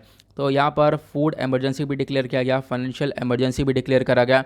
कोई पैसा नहीं बचा, लोगों के पास खाने को नहीं बच रहा है। अब ये पैसा ख़त्म कैसे हुआ? देखो यहाँ पर श्रीलंका के अंदर कोई ऐसी सच चीज़ ऐसी कोई है नहीं कि जो कि यहाँ पर इनको पैसा कमा के दे। हाँ, एक चीज़ थी, इनका टूरिज़्म था, टूरिज़्म सेक्टर से ये लोग पैसा कमाते थे, बट कोविड-19 की वजह से टूरिज़्म सेक्टर भी बिल्कुल बर्बाद हुआ। उसकी वजह से यहाँ पर ये लोग इधर भी पिट गए। उसके बाद यहाँ पर क्या हुआ, चाइना ने बहुत ज़्यादा यहाँ पर इन्वेस्टमेंट वगैरह किया, चाइना ने बहुत ज़्यादा पैसा दिया, बहुत ज़्यादा लोन प्रोवाइड किया। फिर उसके बाद आप कह सकते हो श्रीलंका के पास आज के टाइम पर इतना लोन पड़ा हुआ है कि इसको लोन चुकाने के लिए भी लोन चाहिए। ऐसी सिचुएशन यहाँ पर देखने को मिल रही है। ओके, तो अब क्या है ना कि अब यहाँ पर चाइना ने, आपको पता होगा, एक जो हम्बनतोटा पोर्ट है उसको ख़रीद लिया है वहाँ पर श्रीलंका के अंदर। तो मतलब इतना ज़्यादा पैसा इन्वेस्ट कर दिया है चाइना ने यहाँ पर कि अब मतलब एक पोर्ट भी ख़रीद लिया है, प्लस और बहुत सारे पोर्ट्स के ऊपर काम चल रहा है, प्लस बहुत सारा इन्वेस्टमेंट हो चुका है। तो यहाँ पर श्रीलंका मजबूर है अब। तो ये सारी चीज़ें यहाँ पर देखने को मिल रही हैं। तो अभी फ़िलहाल अभी तो ये मैं चाइना की बता रहा हूँ, और भी कंट्री से इन्होंने यहाँ पर उधार ले रखा है, उसको भी वापस से रिटर्न करना है, बहुत सारी कंपनीज़ को पैसा रिटर्न करना है। उसी वजह से आज के टाइम पर यहाँ पर फूड इमरजेंसी को डिक्लेयर किया गया। परेशान हो रहे हैं वहाँ के लोग आज के टाइम पर। नाउ बढ़ते हैं आगे, पेज नंबर 12 के ऊपर आएंगे, दैट इज़ बिजनेस सेक्शन। यहाँ पर एक आर्टिकल आपको देखने को मिलेगा इकोनॉमी पर्सपेक्टिव से। यहाँ पर चर्चा ये हो रही है जो गुड्स एंड सर्विस टैक्स है, ठीक है, जीएसटी। यहाँ पर बोला गया कि देख पाओगे एक तरीके से एक पैनल को रिव्यू किया जाएगा सितंबर 17 को, 17 सितंबर की होने वाला एक रिव्यू। यहाँ पर चर्चा ये हो रही है कि देखो बहुत सारे सेक्टर ऐसे हैं, ब्रिक किल यानी कि ईंट के भट्टे वाले, या सैंड माइनिंग हो गया, गुटखा पान मसाला प्रोडक्शन हो गया। तो इन प्रोडक्शन के ऊपर जो ये जीएसटी लगाया जाए वो इनके प्रोडक्शन के बेसिस पर ही लगाया जाए, ऐसा यहाँ पर बोला जा रहा है। प्रोडक्शन के बेसिस मतलब अगर यहाँ पर ऐसा ना हो कि एक फ़िक्स जीएसटी आप लगा दो। अगर आपने एक फ़िक्स्ड जीएसटी यहाँ पर लगा रखी है इसके ऊपर, तो क्या होगा, मान लो प्रोडक्शन कम हुआ तो इनके पास पैसा इतना आएगा नहीं, तो ये लोग टैक्स इतना ज़्यादा भर नहीं पाएंगे। तो क्या है, यहाँ पर बोला गया प्रोडक्शन के बेसिस पर होगा, तो जितना प्रोडक्शन होगा, प्रोडक्शन ज़्यादा होगा तो टैक्स भी आप लो, लेकिन प्रोडक्शन कम होगा तो टैक्स भी कम लो। तो इस बेसिस पर यहाँ पर ये चाहते हैं कि प्रोडक्शन के बेसिस पर सेट कर दिया जाए, ठीक है। तो कैपेसिटी इनकी जितनी होगी उसके बेस पर जीएसटी लगाई जाए, ये यहाँ पर फोकस कर रहे हैं। खासकर कौन से वाले एरिया के ऊपर, जो ब्रिक किल हैं यानी कि जो ईंटों के भट्टे वाले हैं, सैंड माइनिंग हो गया, पान मसाला यूनिट हो गया, सिर्फ इन 3 चीज़ों की बात हो रही है, ठीक है, सारी चीज़ों की बात नहीं हो रही है, इन 3 चीज़ों के ऊपर फोकस किया गया है। ओके, उसके बाद अभी यहाँ पर एक आर्टिकल छोटा सा ये है कि यहाँ पर चर्चा हो रही है, सुप्रीम कोर्ट ने एक स्टेटमेंट दिया है कि सरकार को बनाना चाहिए जीएसटी ट्रिब्यूनल। ट्रिब्यूनल क्या होता है, मैंने आपको बताया कि जो केसेस है वो सुप्रीम कोर्ट हाई कोर्ट में जाते हैं, लेकिन यहाँ पर ट्रिब्यूनल होगा तो ट्रिब्यूनल के अंदर भी केसेस जाते हैं। तो यहाँ पर क्या है, जीएसटी के जो भी यहाँ पर केसेस है वो ट्रिब्यूनल के अंदर जाएँ। तो यहाँ पर क्या है कि इसी चीज़ को देखते हुए सुप्रीम कोर्ट ने बोला है सरकार को एक ट्रिब्यूनल बनाना ही चाहिए। नाउ अब बढ़ते हैं अपने एडिटोरियल सेक्शन पर, देखेंगे आज के इंपॉर्टेंट एडिटोरियल्स को। आज आपको 3-4 एडिटोरियल इंपॉर्टेंट देखने को मिलेंगे। यहाँ पर तालिबान के बारे में चर्चा हो रही है, देखेंगे आर्टिकल के अंदर क्या बहुत बातचीत की गई है। उसके बाद यहाँ पर अगेन नेशनल मोनेटाइजेशन पाइपलाइन के बारे में चर्चा हो रही है, फिर से हम लोग समझ लेंगे ये नेशनल मोनेटाइजेशन पाइपलाइन क्या है। उसके बाद यहाँ पर एक आर्टिकल ज़बरदस्त और इम्पॉर्टेंट आर्टिकल है, यहाँ पर चर्चा ये हो रही है कि चाइना का क्या इंटरेस्ट है अफ़गानिस्तान के अंदर, ठीक है। चाइना आज के टाइम पर आपको कैसा देखने को मिलेगा, देखो चाइना चाहता ही है कि हमारा कंट्रोल हो जाए अफगानिस्तान के ऊपर, क्योंकि चाइना को बहुत फ़ायदा होगा अगर चाइना का पूरा कंट्रोल हो जाता है अफगानिस्तान के ऊपर। क्या क्या फ़ायदा हो सकता है इसके बारे में डिस्कशन करेंगे प्रॉपर नोट्स के साथ। उसके बाद एक एडिटोरियल आपको यहाँ पर ये देखने को मिलेगा, फेडरलिज्म के बारे में चर्चा करता है, ठीक है। यहाँ पर क्या हो रहा है कि जो बहुत सारे बिल्स हैं वगैरह वो ऐसे पास हो जाते हैं जो कि सेंटर है वो अपनी चला लेती है, स्टेट्स को यानी राज्य सरकार को लिया नहीं जाता है। तो ये जो फेडरलिज्म का कॉन्सेप्ट है तो डूब गया। तो फेडरलिज्म स्ट्रक्चर क्या है यहाँ पे हम डिस्कस करेंगे, क्या होता है फेडरलिज्म, इसके बारे में हम लोग जानने वाले हैं। उसके बाद यहाँ पे एक आर्टिकल में चर्चा हो रही है, जो जर्नलिस्ट हैं, अगर आप प्रॉपर न्यूज़ जो जर्नलिज्म है वो कभी भी सोशल मीडिया को रिप्लेस नहीं कर सकता है। तो इसके बारे में डिस्कशन करेंगे कि आज के टाइम पर जर्नलिज्म को लेकर क्या सिचुएशन है भारत के अंदर, इसके बारे में हम लोग चर्चा करने वाले हैं। तो शुरुआत करते हैं इसी आर्टिकल से। अच्छा आर्टिकल है, यहाँ पर आप देख पाओगे कुछ चीज़ें हैं, मैं आपको समझाता हूँ यहाँ पर किस किस चीज़ को लेकर बात की करी गई है। ये आर्टिकल आपका जीएस पेपर 2 इंटरनेशनल रिलेशंस के पॉइंट ऑफ व्यू से इंपॉर्टेंट होने वाला है। तो न्यूज़ में क्या है, क्योंकि रिसेंटली हम लोगों ने देखा कि जो यूएस के फोर्सेस है वो अफगानिस्तान से निकल गए और उसके बाद अफगानिस्तान के ऊपर तालिबान का कंट्रोल आ चुका है, और चाइना एक ऐसी कंट्री निकल कर आ चुका है जो कि अपने बहुत अच्छे रिलेशंस बैठा रहा है तालिबान के साथ, अपने फ्रेंडशिप रिलेशंस बढ़ा रहा है तालिबान के साथ। ये चीज़ें हम लोगों ने देखी हैं। जो एंगेजमेंट है चाइना अफगानिस्तान का वो काफ़ी हद तक इंक्रीज़ होता हुआ नज़र आ रहा है, लेकिन उसके पीछे क्या चाइना फालतू में किसी से एंगेजमेंट बढ़ा लेगा? बिल्कुल नहीं, अपना मतलब है, और वो इसका इकोनॉमिक प्लस सिक्योरिटी इंटरेस्ट दोनों ही है। और ये दोनों इंटरेस्ट क्या है इसके बारे में आपको बताता हूँ। सबसे पहली बात, जो अफगानिस्तान है ना, इसके फीचर समझ लो। यहाँ पर चाइना का सबसे पहला जो इंटरेस्ट है अफगानिस्तान के अंदर वो यह है कि अफगानिस्तान के अंदर लिथियम के रिजर्व्स हैं, लिथियम के भंडार भरे पड़े हैं, लिथियम बहुत ज़्यादा पाया जाता है अफगानिस्तान के अंदर। और आपने एक वर्ड सुना होगा, जो आप ये वीडियो देख रहे हो जिस फ़ोन में, उसके अंदर जो बैटरी है वो लिथियम आयन बैटरी होती है, ठीक है, उसके अंदर लिथियम होता है। या जो इलेक्ट्रिक व्हीकल्स होते हैं उसमें क्या होती है, लिथियम आयन बैटरी होती है। और ये जो बैटरीज होती हैं ये कौन बनाता है, ये बनाता है चाइना। दुनिया भर में सबसे ज़्यादा बैटरीज का प्रोडक्शन करता है चाइना, तो चाइना को चाहिए लिथियम। अब लिथियम सबसे ज़्यादा मिल रहा है अफगानिस्तान के अंदर, तो आप कह सकते हो अफगानिस्तान एक होम माना जाता है। दुनिया भर का सबसे ज़्यादा जो रिजर्व है लिथियम का वो अफगानिस्तान के अंदर पाया जाता है। तो सबसे बड़ा इंटरेस्ट चाइना का यही है कि अफगानिस्तान से ज़्यादा अच्छे से रिलेशन रखें, लिथियम वहाँ से सस्ते दाम में निकालें और उसके बाद यहाँ पर इसका यूज़ करें, और उसके बाद यहाँ पर हम लोग ज़्यादा से ज़्यादा इनकम को जनरेट करें, ठीक है। जैसे मैंने बताया जो ये लिथियम है एक की इंग्रेडिएंट है आयन, लिथियम आयन बैटरीज़ के अंदर, इलेक्ट्रिक व्हीकल्स के अंदर सबसे ज़्यादा इस्तेमाल होता है लिथियम का। और यहाँ पर जो लिथियम आयन बैटरी का प्रोडक्शन है उसके अंदर चाइना सबको डोमिनेट करता है, सबसे ज़्यादा प्रोडक्शन चाइना के अंदर ही होता है। अब बात करते हैं दूसरा इंटरेस्ट क्या है। चलो पहला इंटरेस्ट समझ गए, बिल्कुल सही है, सटीक इंटरेस्ट है। दूसरा इंटरेस्ट है मिनरल डिपॉजिट। अफगानिस्तान के अंदर आज के टाइम पर बहुत सारे मिनरल डिपॉजिट हैं, भंडार भरे पड़े हैं, और आप कह सकते हो अफगानिस्तान एक ऐसी जगह पर है जहां पर जो मिनरल है वो काफ़ी ज़्यादा है। इनफैक्ट $3 ट्रिलियन तक के यहाँ पर मिनरल डिपॉजिट देखने को मिलेंगे। जैसे कि डिपॉजिट कौन कौन से हैं, तो अफगानिस्तान के अंदर भारी मात्रा में गोल्ड है, ऑयल है, bauxite, rare earth, chromium, copper, natural gas, uranium, coal, iron और lead, zinc, gemstone, talc, sulphur, travertine, gypsum, marble, ये सारे भरपूर मात्रा में पाए जाते हैं। तो कहीं ना कहीं यहाँ पर इससे भी चाइना को फ़ायदा होता हुआ नज़र आएगा। तीसरा इंटरेस्ट क्या है, तीसरा इंटरेस्ट है China's belt and road initiative. आपको मालूम होगा कि बेल्ट एंड रोड इनिशिएटिव का कॉन्सेप्ट जो है चाइना का है, दुनिया भर को कनेक्ट करना और दुनिया भर के साथ ट्रेड करना और अपना यहाँ पर सबको डोमिनेट करना। तो जो चाइना का यहाँ पर स्ट्रेटजी है बेल्ट एंड रोड इनिशिएटिव को लेकर, ये हो सकती है, क्योंकि यहाँ पर क्या है, अफगानिस्तान से उन्होंने गुजारी दिया है, अब क्या है यहाँ पर पाकिस्तान से उन्होंने गुजारी दिया है, उसके बाद यहाँ पर ये चाहते हैं कि अफ़गानिस्तान के अंदर भी जो है प्रॉपरली ये कनेक्ट करें अपने इस प्रोजेक्ट को, और वहाँ पर एक तरीके से जब ये प्रॉपर कनेक्टिविटी होगी तो ये चाइनीज़ अपना जो गुड्स होगा इसको बहुत आराम से एक कन्वीनियंट वे में एक तरीके से मार्केट को एक्सेस कर सकते हैं। यानी कि अफ़गानिस्तान के थ्रू जो चाइनीज़ प्रोडक्ट है वो मिडिल ईस्ट वाले रीजन में, जो और अंदर रीजन है आर्मेनिया, अज़रबैजान और जो उधर की साइड कंट्रीज़ पड़ जाती हैं वेस्टर्न साइड में, मिडिल ईस्ट जो एग्जैक्टली वाला लोकेशन है, उन कंट्रीज़ तक अपना सामान पहुँचा सकते हैं जैसे जैसे यहाँ पर अफगानिस्तान के अंदर कनेक्टिविटी इनको मिलेगी। तो ये चीज़ है। अब सिक्योरिटी इंटरेस्ट की बात करें तो यहाँ पर देखने को यह मिलेगा, चाइना के अंदर क्या है ना, आज के टाइम पर चाइना परेशान भी एक चीज़ को लेकर, वो ये है, चाइना के अंदर एक जिनजियांग वाला रीजन है, जिनजियांग प्रोविंस है, वहाँ पर उइगर मुस्लिम्स पाए जाते हैं और उइगर मुस्लिम्स को चाइना बहुत बुरी तरह से ट्रीट करता है। ये बहुत सारी रिपोर्ट्स बता चुकी हैं, यह प्रॉपरली रिवील है कि यहाँ बहुत बुरी तरीके से चाइना वहाँ पर उन उइगर मुस्लिम्स को ट्रीट करता है। लेकिन क्वेश्चन ये है, ये जो उइगर इस्लामिक एक्सट्रीमिस्ट हैं ये चाहते हैं ETIM को बनाना। ये कहते हैं कि यहाँ पर जिनजियांग की जगह पर एक ईस्ट तुर्किस्तान होना चाहिए, इनकी मांग ये है ईस्ट तुर्किस्तान होना चाहिए। तो चाइना इस चीज़ को लेकर काफ़ी दिक्कत में, क्योंकि अफगानिस्तान आज के टाइम पर एक तरीके से एक पोटेंशियल हेवन है उइगर एक्सट्रीमिस्ट ग्रुप के लिए, और आप कह सकते हो जो कि यहाँ पर ये जो उइगर है इसको एक तरीके से वाइड स्प्रेड होने से रोक सकते हैं, इसको रिटेलिएट कर सकते हैं। तो यहाँ पर एक तरीके से यहाँ पर ये इंटरेस्ट आपको चाइना का यहाँ पर ये देखने को मिल जाएगा। और उसके बाद यहाँ पे बोला गया impact of China Taliban engagement on India. अब ये चाइना और इंडिया का जो चाइना और तालिबान का जो ये इंगेजमेंट है, इससे भारत के ऊपर क्या इम्पैक्ट पड़ेगा। पहले तो यहाँ पर आपको मालूम होगा जो ये बेल्ट एंड रोड इनिशिएटिव है, यहाँ पर आप कह सकते हो कि ये काबुल में जाने वाला है। इससे क्या होगा, यहाँ पर इंडिया को काफ़ी हद तक दिक्कत देखने को मिलेगी, क्योंकि चाइना अपना एक स्ट्रॉन्ग होल्ड पोजीशन बनाने वाला है अफगानिस्तान के अंदर, जिससे जो भारत के बहुत सारे प्रोजेक्ट्स हैं अफगानिस्तान के अंदर वो हैम्पर हो सकते हैं। बहुत सारे प्रोजेक्ट्स लाइक कैसे कौन से प्रोजेक्ट हैं वो आपको देखने को मिलेगा। चाबहार पोर्ट हो गया, उसके बाद international north south transport corridor हो गया, तापी पाइपलाइन हो गई। तो यहाँ पर ये सारे कहीं ना कहीं दिक्कत में होते हुए नजर आएंगे, जैसे जैसे चाइना का कंट्रोल ज़्यादातर अफगानिस्तान के अंदर देखने को मिलेगा। उसके बाद मैं अभी आप लोगों को एक और चीज़ दिखा देता हूँ, वो यहाँ पर एक सेकेंड रुकना। यहाँ पर मैं आपको एक पिक्चर दिखा देता हूँ। क्वाड के बारे में हमने पढ़ ही लिया था और ये बाकी सारी चीज़ें हम लोगों ने पढ़ ली हैं। अभी मोनेटाइजेशन पाइपलाइन के बारे में पढ़ेंगे।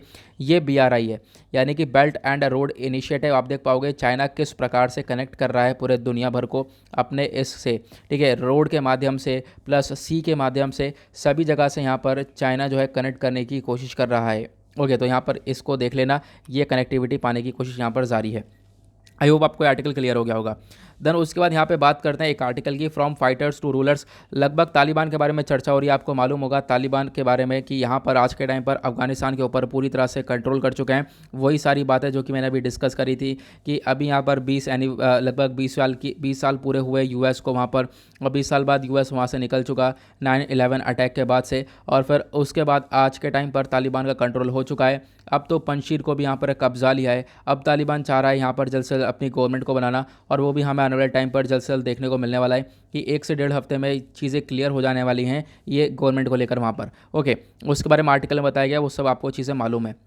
उसके बाद यहाँ पर एक आर्टिकल में नेशनल मोनेटाइजेशन पाइपलाइन के बारे में चर्चा हो रही है। तो नेशनल मोनेटाइजेशन पाइपलाइन क्या है एग्जैक्टली आपको मालूम होगा, मैंने आपको पहले भी बता रखा है कि यहाँ पर क्या क्या कॉन्सेप्ट दिया गया है। यहाँ पर हम लोग उसको समझेंगे, एक सेकंड रुक जाओ, ठीक है। यहाँ पर आप लोग देख पा रहे होंगे जो सरकार के बहुत सारे एसेट होते हैं, गवर्नमेंट क्या करेगी, यहाँ पर गवर्नमेंट के पास बहुत सारे एसेट होते हैं, सरकारी एसेट होते हैं। तो गवर्नमेंट ने यहाँ पर नेशनल मोनेटाइजेशन पाइपलाइन को लॉन्च किया है कि यहाँ पर क्या करने वाली सरकार ये करेगी, अपने एसेट को प्राइवेट सेक्टर को बेच देगी। लेकिन ध्यान सुनना, प्राइवेट सेक्टर को तो बेचेगी लेकिन कुछ समय के लिए, ऐसा नहीं है हमेशा के लिए। जो ओनरशिप है वो सरकार के पास ही रहेगी, कुछ समय के लिए इसको प्राइवेट सेक्टर को दे दिया जाएगा। वो यहाँ पर लिया गया है नेशनल मोनेटाइजेशन पाइपलाइन के थ्रू। सिंपल है, कल भी हमने डिस्कस किया था, उसके वजह से मैंने यहाँ पर ज़्यादा डिटेल में नहीं जा रहा हूँ। यहाँ पर आप कह सकते हो सरकारी रोड्स हो गई, गवर्नमेंट रेल हो गया, ठीक है, रेलवे हो गया, ट्रांसमिशन लाइन हो गई, नेशनल गैस पाइपलाइन हो गई। अब ये सब है, मान लो कोई रोड है, ये रेलवे है, तो यहाँ पर सरकार क्या करेगी, इसको पैसे में देने वाली है। इसको यहाँ पर इतने रुपए में जो है, जैसे कि ये रोड हो गई तो इसको 1,60,200 करोड़ रुपए में यहाँ पे प्राइवेट को दिया जाएगा, इतने समय के लिए प्राइवेट को दिया जाएगा। तो यहाँ पे प्राइवेट यहाँ पे भरपूर फ़ायदा उठा सकता है। यहाँ पर प्राइवेट वाला क्या कर सकता है, इस रोड पर बिजनेस या और भी बहुत सारी चीज़ें लगा सकता है और वहाँ से पैसा कमा सकता है। सरकार का टारगेट यह है कि आने वाले 4 सालों के अंदर 6 लाख करोड़ रुपए की कमाई कर लें हम लोग। और वो 6 लाख करोड़ रुपए कैसे आएंगे, ये पूरा चट्टा आप लोगों को सामने दिख रहा होगा। 4 साल में 6 लाख करोड़ रुपए यहाँ से आएंगे। वेयर हाउसिंग इतने रुपए में दिया जाएगा, माइनिंग सेक्टर इतने में, एविएशन इतने सेक्टर में, तो इतने इतने रुपए में ये सब कुछ दिया जाने वाला है। और इससे 6 लाख रुपए करोड़ रुपए सरकार कमाने वाली है। प्राइवेट सेक्टर फिर कुछ टाइम बाद वापस से चीज़ों को दे देगा, ओनरशिप जो है वो वापस से गवर्नमेंट के हाथ में आ जाएगी। तो आपको ध्यान रखना है। तो यहाँ पर ये प्राइवेटाइजेशन नहीं कहलाएगा एक तरीके से, लेकिन अब यहाँ पर दिक्कतें बहुत सारी देखने को मिली है। इम्पैक्ट इसका यह है, यहाँ पर ऑथर ने बताया इसका इम्पैक्ट पहला तो यह है कि जो ये एसेट हैं, ठीक है, ये जो सरकारी एसेट हैं ये भी भारत लोगों की वजह से है। जो पीपल ऑफ इंडिया हैं इन्होंने टैक्स भर के बनाया है, इन्होंने टैक्स भर के यहाँ पर ये सरकारी एसेट बनाया है, ठीक है। गवर्नमेंट क्या कर रही है, प्राइवेट सेक्टर को दे रही है। प्राइवेट सेक्टर यहाँ से करप्शन भी कर सकता है, प्राइवेट सेक्टर बहुत ज़्यादा फायदा भी उठा सकता है। पहली चीज़ यहाँ पर हम लोग को ये देखने को मिलेगी कि प्राइवेट सेक्टर के हाथ में आते ही चीज़ों के जो दाम है वो बढ़ने लगेंगे, लोग जो है यहाँ से परेशान होना चालू होंगे, दाम बढ़ने लगेंगे। दूसरी दिक्कत यह है मोनोपोलीज इंक्रीज होंगी, मोनोपोलीज जो है बढ़ती हुई नजर आएंगी, ठीक है। मोनोपोली बढ़ती हुई नजर आएगी, मतलब ये रोड है ये प्राइवेट सेक्टर के हाथ में आ चुकी है, अब वो जो चाहेगा यहाँ पर ये करता हुआ नजर आएगा। तो ये चीज़ें हम लोग को देखने को मिलने वाली है। उसके बाद यहाँ पर और क्या इम्पैक्ट पड़ेगा, देखो यहाँ पर बोला गया कि हम लोग यहाँ पर टैक्स वगैरह पे कर रहे हैं, ठीक है, एसेट को क्रिएट करने के लिए, और फिर उसके बाद हम लोगों ने टैक्स पे करा है, सबका सब पैसा दिया है, उसके बाद एसेट बना है, लेकिन अब फिर से यहाँ पर चार्जेस देने पड़ जाएंगे, अब प्राइवेट सेक्टर को चार्जेस और ज़्यादा बढ़ाकर देने पड़ेंगे। तो ये चीज़ें यहाँ पर बताई गई हैं। तो ये कुछ चीज़ें हैं जिसकी वजह से काफ़ी बुरा इम्पैक्ट पड़ने वाला है नेशनल मोनेटाइजेशन पाइपलाइन को लेकर। काफ़ी अच्छी बातें भी, काफ़ी सही मतलब यहाँ पर दिक्कत वाली चीज़ें भी देखने को मिलेंगी। और यहाँ पर क्या क्या दिया जा रहा है मोनेटाइजेशन पाइपलाइन के अंदर, वो सब मैंने भी आप लोगों को पिक्चर के थ्रू क्लियर कर दिया। तो ये ऑथर ने यहाँ पर इन सब चीज़ों के बारे में बताया है। उसके बाद एक आर्टिकल आपको ये देखने को मिलेगा स्पिरिट ऑफ फेडरलिज्म करके। यहाँ पर क्या है कि आज के टाइम पर बहुत को मतलब हमारा पार्लियामेंट है, वहाँ पर चीज़ें सही से चलती हुई नज़र आएंगी नहीं, चाहे वो फार्म लॉस हो गया या ऐसी चीज़ें हो गई जो कि सेंटर ने अपने हित में रखकर चीज़ों को पास किया है। जैसे फार्म लॉस हो गया, तो फार्म लॉस में स्टेट की इतनी सुनवाई हुई नहीं, यहाँ पर सेंटर ने क्या करा, अपना खुद ही लॉ बना दिया। तो जो ये यूनिलेटरल लेजिस्लेशन है ना, यूनिलेटरल लेजिस्लेशन बिना किसी स्टेट के, वो यहाँ पर ज़्यादा से ज़्यादा प्रोटेस्ट दिखाई पड़ रहा है इसकी वजह से। और आने वाले टाइम पर भी अगर सरकार ऐसा काम करेगी कि अपने आप ही डिसीजन लेगी, अपने आप ही बिल्स पास करेगी और राज्यों को यहाँ पर जोड़ेगी नहीं, तो आने वाले टाइम पर और भी इसी प्रकार के प्रोटेस्ट देखने को मिलेंगे, जैसे फार्म लॉस के रिगार्डिंग प्रोटेस्ट देखने को मिला। क्वेश्चन ये है, तो यहाँ पर क्या है, यहाँ पर इन्होंने बोला जो स्पिरिट ऑफ फेडरलिज्म है वो यहाँ पर कहीं ना कहीं आप कह सकते हो बेकार होती हुई नजर आएगी। जो ये फेडरल स्ट्रक्चर है एग्जैक्टली क्या है, क्योंकि एक तरफ हमारा संविधान बोलता है फेडरलिज्म का कॉन्सेप्ट, जो स्टेट गवर्नमेंट है और सेंट्रल गवर्नमेंट है दोनों को मिलकर काम करना है। लेकिन यहाँ पर क्या है, जो सेंट्रल गवर्नमेंट है वो अपने आप अकेले काम करती हुई नजर आएगी, ठीक है। तो ये कहीं ना कहीं आने वाले टाइम पर प्रोटेस्ट क्रिएट करने वाली चीज़ें हैं। तो फेडरलिज्म क्या होता है एग्जैक्टली मैं आपको बता देता हूँ। फेडरलिज्म एक ऐसा सिस्टम है गवर्नमेंट का जहाँ पर पावर्स को डिवाइड कर रखा है दो भागों में। एक तरफ पावर है सेंटर के हाथ में और दूसरी तरफ पावर है स्टेट्स के हाथ में, जो राज्य सरकार है। तो केंद्र सरकार राज्य सरकार को अलग अलग तरह के पावर्स को डिवाइड कर रखा है।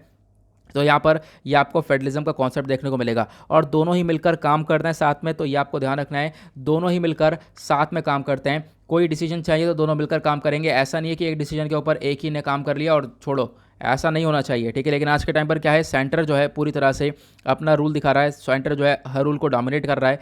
ऐसी चीज़ें हम लोग को यहाँ पर देखने को मिल रही हैं। अब जो ये फेडरेशन है ये दो टाइप की देखने को मिलती हैं, एक होता है होल्डिंग टुगेदर फेडरेशन और दूसरा होता है coming together federation. Holding together federation का मतलब यह है, जैसे भारत ने क्या कर रखा है, सभी स्टेट्स को होल्ड कर रखा है, ठीक है। तो यहाँ पर ये होल्डिंग टुगेदर फेडरेशन आपको देखने को मिल जाएगा, सभी स्टेट्स को मिलकर जो है भारत बना है, ठीक है। उसके बाद यहाँ पर क्या है, कमिंग टुगेदर फेडरेशन, यानी कि बहुत सारे जो स्टेट्स हैं वो है तो अलग ही अलग, लेकिन यहाँ पर स्टेट्स को मिलाकर एक तरीके से यहाँ पर जैसे फॉर एग्जांपल यूएसए, जिसको यहाँ पर यूनाइटेड स्टेट्स ऑफ अमेरिका बोल रखा है, जो स्टेट्स है वो इंडिपेंडेंट है, वो आपस में मिलकर उन्होंने एक बहुत बड़ा सा यूनिट बना लिया है। लेकिन यहाँ पर क्या होता है, जो पावर वगैरह है वो एक तरीके से आप कह सकते हो एक होल एंटिटी पर दिखाई पड़ती है। जो यहाँ पर क्या होता है, जैसे इंडिया के अंदर है तो सारे स्टेट्स एक तरफ आपको देखने को मिल जाएंगे, लेकिन यूएसए वगैरह के अंदर हर एक स्टेट जो है पूरा इंडिपेंडेंट देखने को मिलता है। अब हम फेडरल सिस्टम की बात करते हैं। फेडरल सिस्टम के फीचर्स क्या हैं? फीचर्स इसका सबसे पहला यह है, डुअल गवर्नमेंट पॉलिटी आती है, मतलब कि फेडरल स्ट्रक्चर के अंदर सेंट्रल गवर्नमेंट और स्टेट गवर्नमेंट देखने को मिलता है। पावर्स अलग अलग लेवल्स के ऊपर डिवाइड कर दी जाती हैं, ठीक है। कॉन्स्टिट्यूशन के अंदर काफ़ी हद तक रिजिडिटी हम लोग को देखने को मिलती है। जुडिशरी हमारी इंडिपेंडेंस होती है, मतलब इंडिपेंडेंट जुडिशरी है, उसको पूरी तरह से आप कह सकते हो हक है हर तरफ जाने का। बाइकैमरलिज्म देखने को मिलता है। बाइकैमरलिज्म का मतलब है हमारे यहाँ अपर हाउस और लोअर हाउस यानी राज्यसभा और एक लोकसभा हम लोग को देखने को मिलता है, ठीक है। तो ये हमारा कुछ फेडरलिज्म स्ट्रक्चर है भारत का। और एक तरीके से फेडरलिज्म इंडिया के अंदर क्या बोलता है, इंडिया एक फेडरल सिस्टम है, ठीक है, लेकिन हम लोग यूनिटरी सिस्टम की तरफ थोड़ा सा टिल्ट करते हैं। इसका मतलब क्या है, आप लोग यहाँ पर कह सकते हो जो आर्टिकल 1 है हमारे संविधान का वो ये बोलता है, India that is Bharat shall be a union of states. Union of states मतलब यह है कि जितने भी राज्य हैं उन सबको मिलकर यहाँ पर आप कह सकते हो ये भारत बना है। तो ये है एक यूनियन ऑफ स्टेट। और एक तरीके से जो ये वर्ड फेडरेशन है या फेडरल है, ये हमारे संविधान के अंदर आपको देखने को मिलेगा नहीं। अब फेडरलिज्म के एलिमेंट्स आप कह सकते हो इसको इंट्रोड्यूस किया गया था मॉडर्न इंडिया के अंदर। गवर्नमेंट ऑफ इंडिया एक्ट 1999 के थ्रू यहाँ पर फेडरल का सिस्टम यहाँ पर एक तरीके से एक कॉन्सेप्ट लाया गया था, जहाँ पर पावर्स को डिवाइड किया गया, सेंटर की पावर्स अलग करी गई, स्टेट की पावर्स अलग करी गई। तो ये कॉन्सेप्ट बहुत पुराना है। आज के टाइम पर जो फेडरल फीचर्स हैं वो क्या है? सबसे पहली बात, आपको भारत के अंदर जो फेडरल फीचर है वो देखने को मिलेंगे। गवर्नमेंट 2 लेवल पर है, पावर का डिवीजन है सेंटर और स्टेट के बीच में, और अलग अलग लेवल पर ये सब देखते हैं। जो हमारे संविधान का 7वां शेड्यूल है, 7th schedule of the constitution, ये बात करता है यूनियन लिस्ट, स्टेट लिस्ट और कॉन्करेंट लिस्ट के बारे में। तो यहाँ पर जो सेंटर और स्टेट है उनके पास अलग अलग पावर्स हैं। जो यूनियन लिस्ट है वहाँ पर बहुत सारे टॉपिक्स हैं, उन सब के रिगार्डिंग जो लॉज होंगे वो सेंटर बनाएगा। जो स्टेट लिस्ट है वो बहुत सारे टॉपिक्स वहाँ पे देखने को मिल जाएंगे, बहुत सारे लॉज वहाँ पे देखने को मिल जाएंगे। उन सब के रिगार्डिंग लॉज जो है वो स्टेट बनाएगा। कॉन्क्रीट लिस्ट के अंदर जो सारे टॉपिक्स होंगे, जो सारे मुद्दे होंगे, उन मुद्दे के ऊपर दोनों यानी सेंटर और स्टेट दोनों मिलकर लॉ बनाते हैं। तो आपको ध्यान देना है, ये सारी चीज़ें 7th schedule of the constitution के अंदर आपको देखने को मिल जाएंगी। ये है फेडरल स्ट्रक्चर। आई होप आपको ये फेडरल स्ट्रक्चर भी क्लियर हो गया होगा। फिर एट द लास्ट यहाँ पर एक आर्टिकल, ये लास्ट एडिटोरियल बात करता है social media can not replace proper news journalism. जो प्रॉपर न्यूज़ जर्नलिज्म होता है उसको सोशल मीडिया रिप्लेस नहीं कर सकता। जर्नलिस्ट कौन है? जो कि रिसर्चेस कर कर आपको एक प्रॉपर इन्फॉर्मेशन ला कर देते हैं। अगर हम बात करें पिछले 100 सालों के अंदर, ठीक है, तो यहाँ पर पता ये चला है कि लगभग आप कह सकते हो नेशनल इंडियन मीडिया ट्रेडिशनली आज के टाइम पर हम लोग काफ़ी हद तक ग्रो हुए हैं इन जर्नलिज्म के अंदर। इस साल हम लोगों ने देखा जर्नलिज्म जो एजुकेशन इंडिया के अंदर वो यहाँ पर काफ़ी हद तक देखने को मिलेगा। उसके बाद आज के टाइम पर जैसे इंडिया के अंदर ये जर्नलिज्म का कॉन्सेप्ट कौन लेकर आया था? तो इंडिया के अंदर जो ये जर्नलिज्म है, जर्नलिज्म एजुकेशन इंट्रोड्यूस किया गया था। एक ब्रिटिश एक्टिविस्ट थी जिनका नाम था एनी बेसेंट, ठीक है। तो 1920 में यहाँ पर ये लेकर आई थी, इन्होंने कोर्स लॉन्च किया। आज के टाइम पर आपको पता होगा बहुत सारे कोर्सेज चलते हैं जर्नलिज्म के ऊपर, मास कम्युनिकेशन के ऊपर, जर्नलिज्म प्रोग्राम्स चलते हैं, बहुत सारे लोग करते भी हैं। पिछले 20 सालों के अंदर जो ये जर्नलिज्म वाली इंडस्ट्री है ये काफ़ी तेज़ी से इंक्रीज़ होती हुई ये नज़र आई है, ठीक है। यहाँ पर आप कह सकते हो कोर्सेज वगैरह लोग करते हैं, एक सर्टिफिकेशन का ज़रूरत होता है। यहाँ पर क्या है, जो ये united nation educational scientific cultural organisation है जिसको यूनेस्को बोला गया है, वो यहाँ पर फ्रीडम ऑफ प्रेस की बात करता है, प्लस जो इन्फॉर्मेशन है वो फ्री फ्लो होती रहे। उन सब चीज़ों को देखते हुए आप कह सकते हो यहाँ पर जर्नलिज्म का कॉन्सेप्ट और ज़्यादा निकल कर आया। प्लस उसके बाद यहाँ पर देखने को मिला हाई क्वालिटी इन्फॉर्मेशन। यहाँ पर बोला जाता है कि जो जर्नलिज्म है वो हाई क्वालिटी इन्फॉर्मेशन प्रोवाइड करवाता है, काफ़ी कुछ रिसर्च करके। उसके पीछे यहाँ पर वेल ट्रेंड जर्नलिस्ट होते हैं और आप कह सकते हो यहाँ पर उनकी काफ़ी ज़्यादा ज़रूरत भी है आज के टाइम पर। और आज के टाइम पर सोशल मीडिया की इतनी ज़रूरत नहीं है। सोशल मीडिया जो है आप कह सकते हो कि जर्नलिज्म को रिप्लेस नहीं कर सकता। सोशल मीडिया पे बहुत कुछ यहाँ पर फेक न्यूज़ वगैरह भी हम लोग को देखने को मिलती है, बट जो जर्नलिज्म है वो प्रॉपर न्यूज़ को एनालाइज करता है, फिर उसके बाद यहाँ पर चीज़ों को जो भी कॉन्सेप्ट है वो हमारे सामने लेकर आता है। उसके बाद हम लोगों ने देखा जर्नलिज्म का कॉन्सेप्ट भारत के अंदर प्लस और भी अफ्रीकन रीजन्स के अंदर काफ़ी हद तक बढ़ता हुआ नज़र आया है।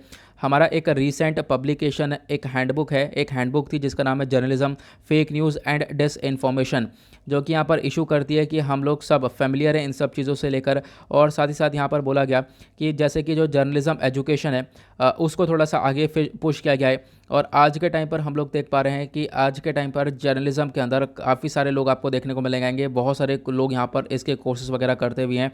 उसके बाद जो लोग हैं, मतलब आप कह सकते हो कि ये क्या करता है, इन सब चीज़ों की वजह से क्या होगा, क्या दुनिया भर का जो जर्नलिज्म एजुकेशन है वो एक तरीके से मजबूत होता हुआ नज़र आएगा और मजबूत होता हुआ नज़र आया है। लेकिन अभी भी हम लोगों को बहुत कुछ करना पड़ेगा। एक तरीके से क्वालिटी इन्फॉर्मेशन अगर दी जाएगी तो ज़्यादा से ज़्यादा जर्नलिज्म आगे जाकर प्रमोट होगा। ऑब्जेक्टिव जो है यहाँ पर यह है होना चाहिए, जो भी मीडिया ट्रेनिंग है उसको क्वालिटी भरपूर रखना चाहिए। मीडिया ट्रेनिंग क्वालिटी भरपूर करोगे आप, जैसे ट्रेनिंग दोगे उसी प्रकार से यहाँ पर वो जर्नलिस्ट तैयार होगा। तो यहाँ पर आप ये सारी चीज़ें देख सकते हो, ठीक है। सोशल मीडिया जो है इन सब चीज़ों को रिप्लेस नहीं कर सकता है, क्योंकि जो प्रॉपर न्यूज़ जर्नलिज्म है वो अलग चीज़ है, वो आपको प्रॉपर न्यूज़ प्रोवाइड करवाता है। लेकिन सोशल मीडिया के ऊपर प्रॉपर न्यूज़ आपको मिलती नहीं है। उसके बारे में यहाँ पर ये आर्टिकल दिया गया। आई होप आपको ये आर्टिकल क्लियर हो गया होगा। मतलब ज़्यादा ऐसा सच थिंग नहीं है जो कि हमारे एग्जाम के पर्सपेक्टिव से इतना इंपॉर्टेंट हो, बट यहाँ पर क्या है कि आप समझ सकते हो कि जर्नलिज्म सेक्टर थोड़ा सा इंक्रीज़ हुआ है भारत के अंदर, लेकिन अभी भी उसके अंदर हमें बहुत कुछ करने की ज़रूरत है, उसको और ग्रो करने की ज़रूरत है, क्योंकि वो एक ऑथेंटिक और प्रॉपर न्यूज़ जर्नलिज्म की साइड पड़ता है। ऐसा नहीं वहाँ पर फेक न्यूज़ ज़्यादा देखने को मिले। ओके, नाउ इसी के साथ करते हैं लेक्चर को समाप्त। आई होप गाइस आप लोगों को सभी चीज़ें क्लियर हो गई होंगी। मिलते हैं आप लोगों से नेक्स्ट वीडियो में। आज के लिए bye bye, have a nice day, thank you and जय हिंद।